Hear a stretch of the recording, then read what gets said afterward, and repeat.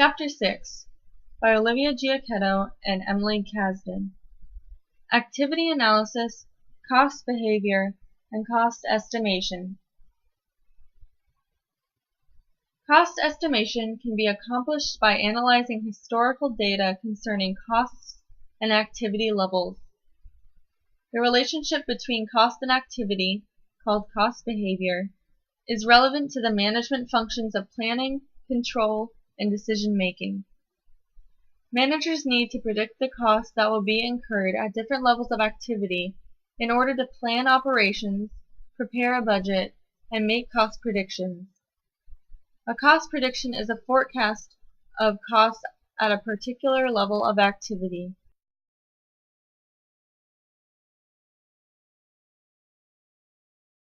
A variable cost changes in total and direct proportion to a change in the activity level or cost driver. The raw materials that go into making donuts are variable costs. The more donuts you make, the higher the cost of raw materials.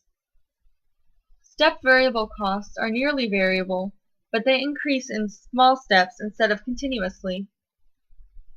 They usually include inputs that are purchased and used in relatively small increments. For a narrow range of activity, the total cost remains the same. A fixed cost remains unchanged in total as the activity level varies. For example, the rent of a donut shop is a fixed rate of $1,300 per month. Step fixed costs are costs that remain fixed over a wide range of activity, but jump to a different amount for activity levels outside that range.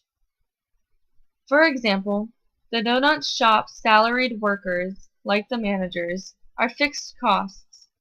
During slow months, there is a manager and an assistant manager working. When activity increases, part-time managers are employed. Step variable costs differ from step fixed costs in that they can be adjusted more quickly. Also, the width of the steps is much wider for step fixed costs. A semi-variable or mixed cost has both a fixed and variable component. For example, the donut shop rents its delivery truck for a base rate of $800 per month, and then an additional 25 cents per mile driven. The fixed portion is the $800 per month, and the variable portion is the 25 cents per mile. Regardless of activity, the donut shop will have to pay the $800 fixed cost.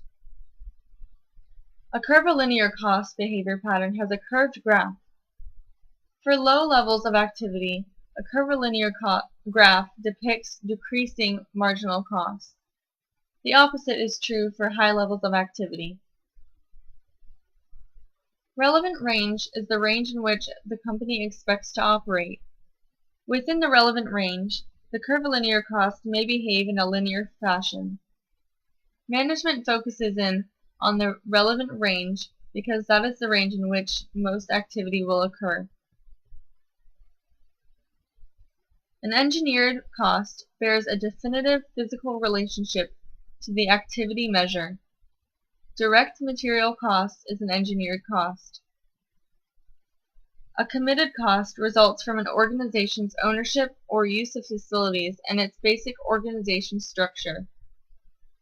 Costs of renting facilities or equipment and the salaries of management personnel are examples of committed costs.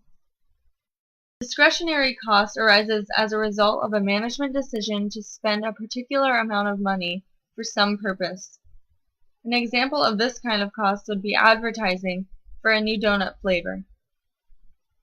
The cost behavior pattern appropriate for a particular cost item depends on the organization and the activity base or cost driver.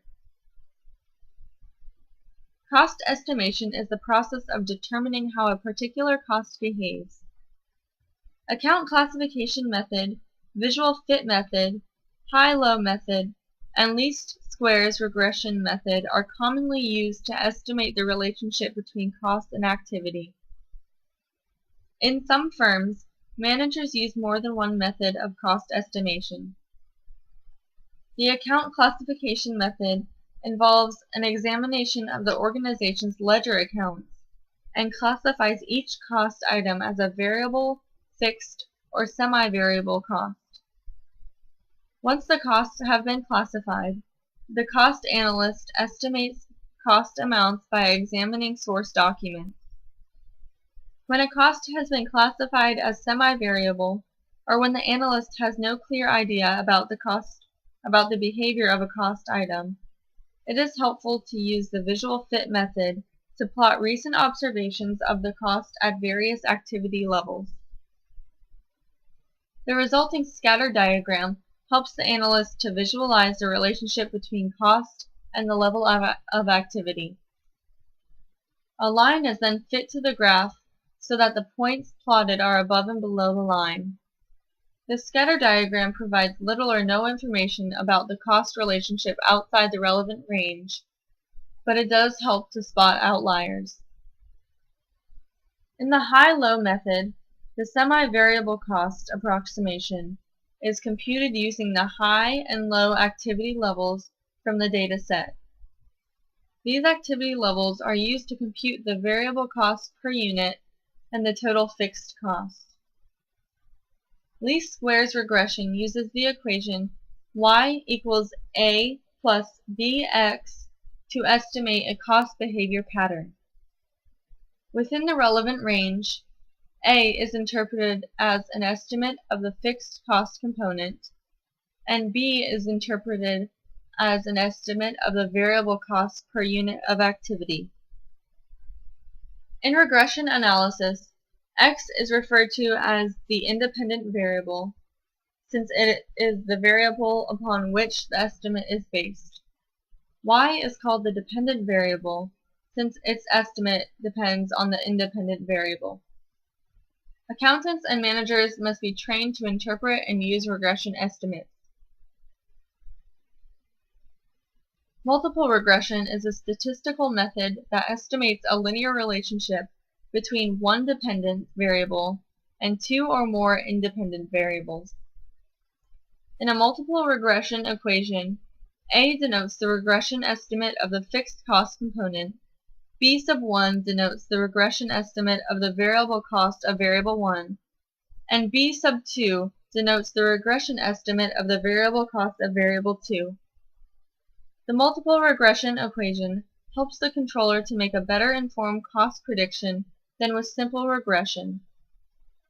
In the engineering method, cost estimates are based on measurement and pricing of the work involved, which provides a more accurate but time-consuming estimate of cost behavior.